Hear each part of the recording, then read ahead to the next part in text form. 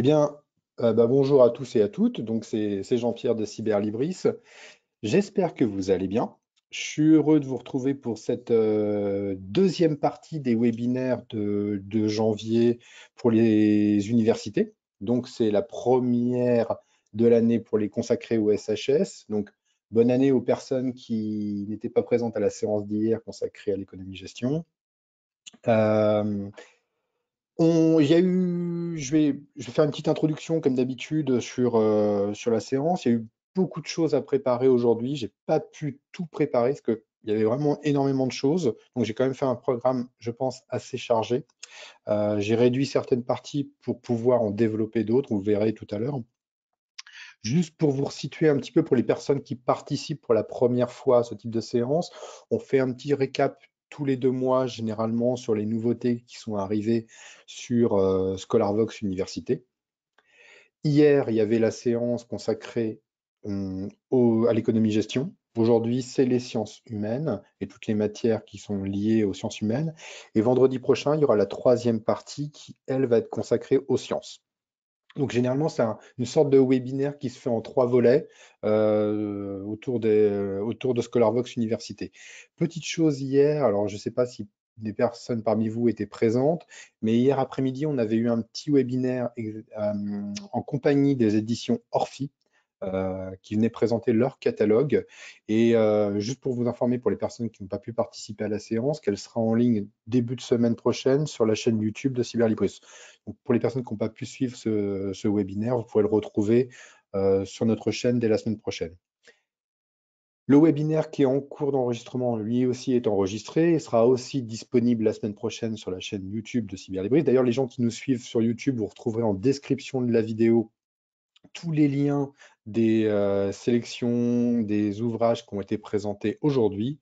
Et puis pour les personnes qui participent aujourd'hui, vous retrouverez un petit email dans la journée avec tous les liens également. Donc je vais vous envoyer un petit mail pour que vous retrouviez un petit peu toutes les sélections que j'ai présentées aujourd'hui. Donc il y a beaucoup de choses.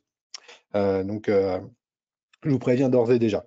Donc, même chose, la dernière séance du mois de novembre est toujours en ligne sur YouTube. N'hésitez pas à aller la voir. Pour mémoire, on avait fait un petit état des lieux sur l'arrivée de Hachette Éducation dans notre fonds, les productions de l'IGPDE et du magazine Lire, magazine littéraire. Donc, vous pourrez retrouver toutes ces informations-là dans la précédente séance. Je peux aussi vous annoncer d'ores et déjà, j'ai beaucoup de choses à dire en préambule, la date de la prochaine séance consacrée aux sciences humaines qui aura lieu le vendredi 18 mars à 11 h heure de Paris. Donc même chose, vous recevrez le lien pour vous inscrire. Vous pouvez déjà vous inscrire à la séance dans le petit mail que je vous enverrai dans la journée. Voilà, donc ça fait une bonne introduction pour commencer. Donc comme je vous l'ai dit tout à l'heure, beaucoup de choses en même temps concentrées sur très peu de choses. Vous allez comprendre pourquoi tout à l'heure. Aussi, vous étonnez pas si vous ne retrouvez pas forcément dans vos collections les ouvrages que je vais présenter aujourd'hui. C'est en cours de synchronisation de notre côté. Donc, ça devrait être fait dans la semaine qui vient. Dans la semaine, courant de la semaine prochaine, tout devrait être d'équerre normalement. Donc, vous inquiétez pas. Vous retrouverez dans les liens, mais il y aura des choses que vous ne retrouverez pas. On est en train d'harmoniser tout ça. Donc, ça, c'est en cours. Donc, au niveau du plan, enfin, on rentre dans le dur. Je vais faire un focus sur des mises à jour d'éditeurs. Donc, 2 éditeurs principalement, et c'est ça qui va être assez chargé. Donc, je vais me concentrer sur ces 2 éditeurs-là pour faire le focus. L'arrivée aussi d'un nouvel éditeur que je vais vous présenter tout à l'heure. Et la partie que j'ai réduite, c'est la partie de sélection thématique. Je l'ai fait un peu plus courte cette fois-ci parce qu'il y a beaucoup de choses avant que je voulais partager avec vous. Donc, il y aura une petite sélection thématique en histoire, en lettres, en art et pour les INSPE. C'est à peu près tout ce qu'il va y avoir aujourd'hui. Autrement, tout le gros va passer en première partie. Donc, pour commencer cette première partie, alors, je m'assure que tout est OK de votre côté, toujours au niveau du son et de l'image. Ça a l'air bon. C'est une grosse mise à jour qui est en cours avec Armand Collin. Donc, Armand Collin, on travaille avec eux depuis plusieurs années déjà. Et nous n'avions pas forcément beaucoup d'ouvrages de cet éditeur. On en avait une petite centaine jusqu'à présent. Donc, depuis, alors je l'ai évoqué hier dans la séance, lors de la séance consacrée à l'économie-gestion, mais depuis quelque temps, Armand Collin a fait le choix de numériser davantage son fonds et de proposer davantage de nouveautés. Donc ça, vous allez le voir, et je vais essayer de détailler au mieux les dernières mises à jour qui ont eu lieu sur les sciences humaines et toutes les matières affiliées. Donc là, pour la partie sciences humaines, vous voyez, au total, on a fait rentrer quasi 300 titres depuis le dernier webinaire qui a eu lieu fin novembre. Donc en 2 mois, on a fait rentrer près de 300 titres qui sont dans cette sélection-là. Il y en a d'autres qui arrivent, qui sont justement en psycho ou en lettres, que j'ai pas fini d'ajouter, donc qui vont arriver aussi dans cette partie-là. Donc vous allez les retrouver. Donc c'est un gros catalogue évidemment qui est mis à disposition. Et je vais pouvoir le détailler après par grande thématique si vous voulez. Donc pour mémoire, on est en train de faire un gros travail de mise à jour sur Armand Collin. Des ouvrages qui nous arrivent au fur et à mesure, qu'on traite assez rapidement pour pouvoir les mettre en ligne le mieux possible. Donc il y a beaucoup de choses. Donc là, vous avez près de 300 titres, il y en a d'autres encore. Donc justement, la semaine prochaine, ça sera justement harmonisé pour qu'il y ait plus d'ouvrages que ça. Donc on devrait arriver pas loin de 350, entre 350 et 400 même. Donc il va y avoir encore des mises à jour qui vont être faites. Donc je vous enverrai ce lien qui est là. Comme ça, vous pourrez aller voir dans la semaine les ajouts qui arriveront progressivement pour cette partie-là, en tout cas pour les mises à jour Armand Collin. Donc, qu'est-ce que ça veut dire concrètement au niveau des différentes matières qui vont être représentées par cette mise à jour de Armand Collin? Bah, plusieurs choses. La première, c'est en art. Donc en art, il y a déjà quasi une soixantaine de titres. 60 titres qui sont entrés dans le catalogue, avec près de 30 titres consacrés au cinéma. Donc il y a la moitié des ouvrages qui sont consacrés au cinéma. Il y a le cinéma au Moyen Âge, le cinéma japonais, cinéma et peinture. Vous voyez, il y a beaucoup, beaucoup de choses. Des ouvrages sur le théâtre aussi. Donc là, on a eu une belle mise à jour de titres consacrés au cinéma principalement, mais également au théâtre, au métier d'acteur. Vous voyez le Sacre de l'acteur, par exemple. Donc, 60 ouvrages de chez Armand Collin qui rentrent. Donc, je vais m'attarder pas mal sur l'éditeur, vous l'avez compris là, dans cette première partie du webinaire.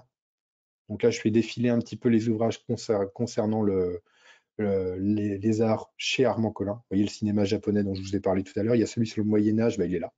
Le Moyen-Âge au cinéma, qui est excellent. Donc, hop, tous les titres sont là. Et je vous enverrai évidemment le lien pour que vous puissiez aller voir un petit peu dans le détail les ouvrages qui sont rentrés. Donc, une belle mise à jour de titres, en tout cas consacrés aux arts sur ScholarVox Université via Armand Collin. Toujours Armand Collin, l'histoire. Et là, c'est gigantesque, vous voyez, c'est 219 titres qui ont été ajoutés en histoire. Donc, on va retrouver des collections, je dirais, majeures de chez Armand Collin, la Cursus qui apparaît ici, la collection U également. Pardon. Mais en tout cas, vous avez tous les ouvrages de chez en histoire publiés. Alors, on est au niveau des dates de publication, on est, hop, je vais faire apparaître, vous voyez, entre 1997 pour les plus vieux et 2021 par contre, pardon, pour les plus récents. Donc, on balaye vraiment le spectre fond et nouveauté de chez Armand Collin. Donc, vous voyez, il y a vraiment beaucoup de choses. Tout à l'heure, dans mes thématiques, je vais peut-être m'attarder sur un ou deux titres de chez eux qui me semblaient intéressants en nouveauté. Mais là, il y a beaucoup de choses.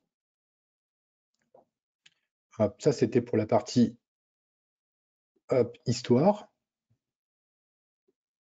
Je continue et je vais passer aux lettres maintenant. Et même chose sur les lettres, vous voyez, 85 titres. Donc pour les littéraires, il va y avoir beaucoup de choses de chez Armand Collin qui vont être données. Vous voyez, l'histoire littéraire du XVIIe siècle, l'introduction à la littérature latine. Il y a vraiment de quoi faire. Je dis, on est entre guillemets, on est dans une bonne noyade. On est un peu noyé sous les nouveautés de notre côté, mais on est content parce qu'on vous apporte vraiment beaucoup de matière là ces dernières semaines. Donc vous retrouvez tout ça en ligne là pour les lettres. Hop, je suis en train de faire défiler un petit peu pour que vous voyez mieux. Donc il y a vraiment beaucoup de choses, hein. Et même chose, et vous allez retrouver tout ça en SHS également.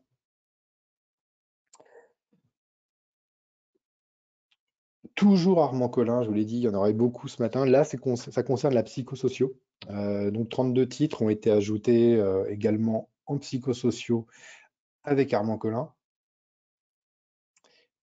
Donc hop, je fais défiler les titres. On retrouve évidemment la collection U, Cursus toujours. Hop. Voilà, donc tout ça, ça rentre dans la collection psychosociaux et SHS. Et puis je vais changer maintenant, je vais sortir de Armand Collin, mais rester sur la psychosociaux avec très grosse mise à jour là, c'est Duno. Duno, évidemment, Armand et Collin et Duno sont dans le même groupe éditorial, mais pareil, on vient d'accéder à l'ensemble du fonds psychologie, sociologie de chez Duno. Et là, on parle de, vous voyez, presque 500 titres. Donc 492 titres en nouveautés qui ont été ajoutés ces 2 derniers mois. Des ouvrages qui sont publiés entre 2008 et 2021 pour l'instant. On va retrouver les principales collections. Alors, je vais faire défiler, mais on va retrouver les ateliers du praticien, les aides-mémoires, Psychosup et Univers Psy, par exemple, en type de collection de chez Duno. Donc, il y a vraiment beaucoup de choses. Donc, en psychologie, sociologie, dans le lien que je vais vous envoyer, c'est énorme. C'est énorme ce qu'il y a. Donc, là, après, je vous laisserai juste d'aller voir les titres qui peuvent intéresser vos étudiants pour les mettre en valeur auprès d'eux. Mais de toute façon, je vous enverrai le lien à chaque fois pour que vous puissiez aller voir tranquillement. Mais il y a vraiment énormément de choses. Et introduction à la psychologie cognitive, etc. Vous voyez, toutes les collections, tous les titres principaux. Il y a vraiment des titres de fond. Il y a des manuels, des choses plus pratiques aussi. Ils ont des choses un petit peu plus pratiques, mais beaucoup de manuels sont présents dans ce lien-là. Donc, je ne vais pas faire défiler la liste des 500 titres parce qu'il y en a vraiment énormément, mais après, je vous laisserai le soin d'aller vérifier parce qu'il y a beaucoup de choses. C'est vraiment énorme.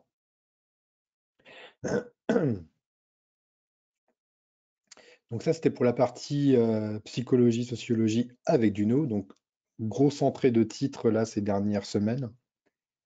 Je vais passer sur un nouvel éditeur qui est rentré dans notre fonds, qui va concerner les lettres. Maintenant, c'est les éditions de l'Arche. On a 52 titres avec les éditions de l'Arche. Donc, c'est un éditeur qui a été créé à la fin des années 40 par Robert Voisin, qui est spécialisé dans le théâtre. On a cette première sélection de titres avec des ouvrages évidemment disponibles en numérique des éditions de l'Arche. Donc, on va retrouver aussi bien un peu de jeunesse dedans, mais ça ne me concerne pas trop, mais principalement ces collections scènes ouvertes et tête à tête. Alors, tête à tête, j'ai retrouvé quelques titres, je crois que c'est ceux-là, c'est cette collection-là. Donc, il y a vraiment beaucoup. Non, ça, c'est des écrits pour la parole, comme collection, pardon. Comme collection. En jeunesse, on va retrouver justement des adaptations de pièces classiques jeunesse, qui est ici, par exemple. Alice traverse le miroir. En tout cas, vous voyez, on a beaucoup de choses en théâtre. On n'avait pas beaucoup de choses jusqu'à présent, sauf vraiment des classiques de chez classiques. Et là, avec l'arrivée de cet éditeur, ça ajoute un petit coup de pouce pas mal pour ce type de littérature. Voilà, 50 titres des éditions de l'Arche qui viennent d'arriver dans le catalogue. Donc n'hésitez pas, même chose, à aller voir le lien que je vous enverrai pour aller voir le fond qui nous a été proposé. Alors je vais passer maintenant aux sélections thématiques. Donc j'ai fait un gros focus sur Armand Collin, un sur Duno également. Avec l'arrivée aussi des éditions de l'Arche, vous voyez, on a pas mal de choses. Les derniers éditeurs qu'on a fait rentrer en novembre, on continue à accueillir des nouveautés, donc ça bouge beaucoup, beaucoup. Donc c'est pour ça qu'on est un petit peu sous tension. Mais en tout cas, il y a beaucoup de choses qui rentrent. Là, je vais m'attarder maintenant sur la partie thématique. Je vous l'ai dit, je l'ai un petit peu raccourci cette thématique, enfin cette partie-là, parce que la première partie du webinaire était chargée. Et je vais passer sur la partie histoire maintenant. J'ai sélectionné 6 titres pour la partie histoire Et comme d'habitude, je vais m'attarder sur deux d'entre eux. Donc, je vais commencer avec ce titre-là.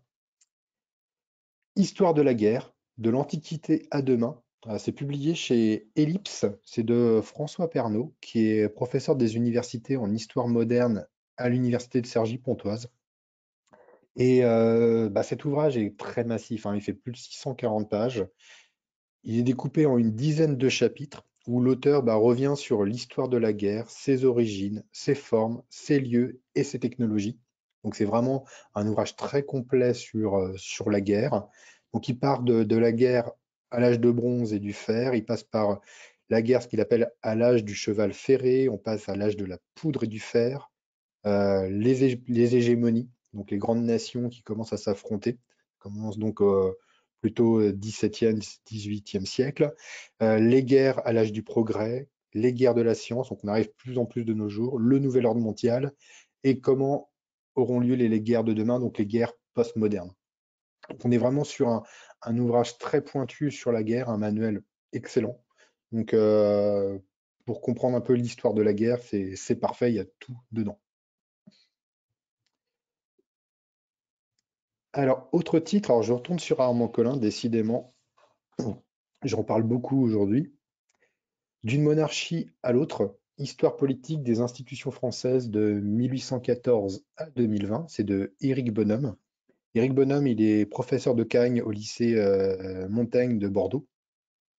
Et l'auteur revient sur 2 siècles, les 2 derniers siècles, hein, pour faire compte de l'histoire de France, qui a connu une grande fréquence de régimes politiques très différents. Euh, donc avec de la monarchie, de la République, de l'Empire, etc. Donc ça a tout le temps changé. Donc il revient sur l'élaboration des différentes institutions françaises au gré des régimes qui ont été mouvementés par des manifestations populaires, par des révolutions. Il revient donc sur les temps monarchiques, les temps parlementaires et les temps présidentiels qui correspondent davantage à la Ve République. Donc on est vraiment sur un livre d'histoire qui nous explique l'histoire des institutions depuis 2 siècles et comment elles ont été chamboulées par les différents régimes politiques. Donc c'est super intéressant. Ça m'a vraiment, enfin cet ouvrage m'a vraiment plu, en tout cas pour se replonger dans la compréhension des institutions françaises. Alors, sur la partie histoire, vous pouvez donc retenir Histoire de la guerre, et puis d'une monarchie à l'autre, publié chez Armand Collin. Euh, je vais passer maintenant sur la partie lettres, et j'ai sélectionné 6 titres également, et je vais m'attarder sur 2 d'entre eux. Vous connaissez, je pense que vous commencez à comprendre le truc. Je vais commencer par L'infini dans un roseau, l'invention des livres dans l'Antiquité. C'est de Irène Valero, c'est publié aux Belles Lettres. Alors, Irène Valero, elle est philosophe et c'est une écrivaine espagnole. D'ailleurs, pour cet ouvrage, elle a eu en Espagne le prix national de l'essai en 2020. Et elle revient dedans donc sur l'invention des livres dans l'Antiquité. Quand les livres ont-ils été inventés? Comment ont-ils traversé les siècles? Comment sont-ils conservés? Et ce qui est intéressant, c'est que l'ouvrage est construit sous la forme d'un conte. On est entre l'essai et le conte d'ailleurs, ça qui est génial. Et l'auteur donc revient sur l'histoire des livres, depuis les champs de bataille d'Alexandre le Grand, il revient sur l'histoire de la bibliothèque d'Alexandrie dedans. Donc tout y passe, tout le livre dans l'Antiquité y passe et c'est vraiment génial. C'est un super bouquin. euh, enfin, moi j'ai adoré personnellement et qui a eu pas mal de belles critiques d'ailleurs, même en France. Donc c'est un ouvrage que je recommande pour comprendre évidemment l'histoire du livre raconté sous la forme d'un conte quelque part. Alors, autre titre que j'ai sélectionné chez Ellipse, c'est la biographie de Victor Hugo, de Jeanne Osbolt, qui est biographe de Victor Hugo. Donc, sans grande surprise, l'ouvrage revient sur toute la vie de Victor Hugo, hein, de sa naissance, sa petite enfance, son adolescence, son entrée dans la vie littéraire, euh, la, son engagement politique, son parcours politique aussi, son exil, et puis sa vieillesse, et puis qu'est-ce qui reste aujourd'hui de Victor Hugo? Donc toute la postérité depuis quasi 150 ans maintenant, il est mort en 1885, donc 130, voilà, plus de 130 ans. Qu'est-ce qui reste de cet auteur et comment il est mis en valeur aujourd'hui? Donc, évidemment, c'est un monument de la littérature française et il était intéressant de présenter cette biographie publiée chez Ellipse. Donc, c'est un ouvrage que je vous recommande également, qui est assez complet, qui fait plus de 500 pages, donc il est costaud. Alors, je vais passer à la section art maintenant, et je vais commencer par l'ouvrage qui s'appelle Rock and Roll, Rhythm and Blues Rockabilly Revival de Christophe Brault. C'est publié chez Le Mot et le Reste. Donc l'auteur, il est conférencier, principalement conférencier rock, c'est un ancien disquaire aussi, il est aussi journaliste radio. Et son ouvrage propose donc de revenir sur les origines complexes du genre. C'est pour les principaux musiciens, sont l'âge d'or du genre, son déclin dès le début des années 60 et ses différents revivals. Donc on retrouve dedans, sans grande surprise, Elvis Presley, Bill Haley, Chuck Berry, Buddy Holly, Little Richard et plein d'autres musiciens. Il y en a peut-être quasi une centaine qui sont présents dans cet ouvrage, qui ont fait l'âge d'or du rock and roll à la fin des années 50. Donc c'est vraiment excellent pour comprendre ce courant musical qui a inspiré plein d'autres choses par la suite et qui lui s'est lui-même inspiré de énormément de courants comme le blues ou la country.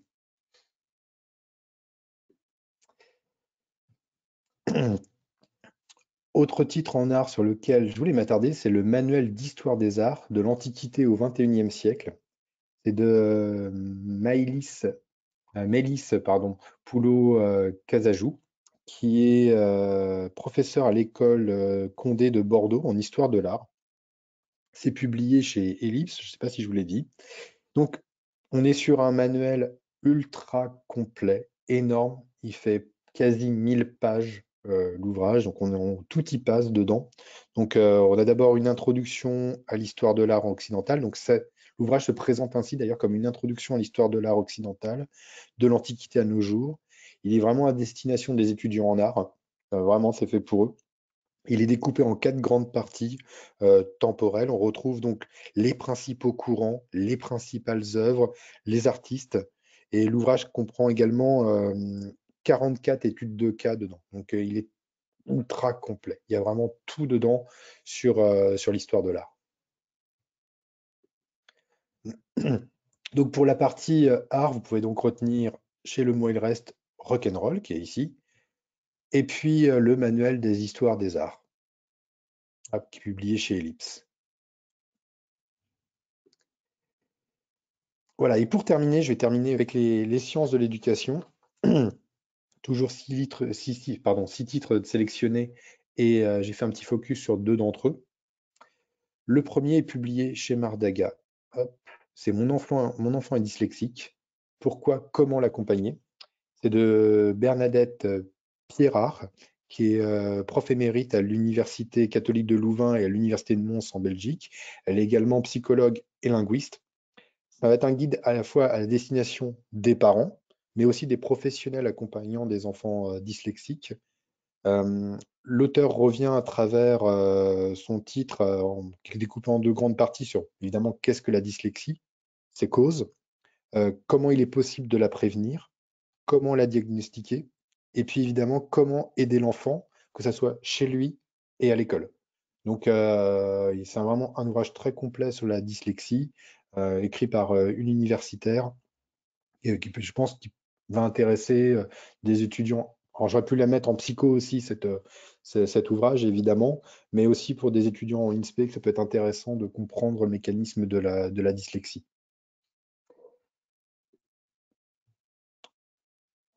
Autre ouvrage, il est ici, c'est publié chez Duno, c'est dans la collection Les Ateliers du praticien, c'est Comprendre et soigner le refus scolaire anxieux, psychothérapie de la phobie scolaire. Alors, il y a deux personnes qui ont travaillé sur cet ouvrage, qui sont toutes les deux enseignantes à l'Université de Bordeaux, qui sont psychologues cliniciennes, c'est Marie Gallet Tessonneau et Laetitia Daéron.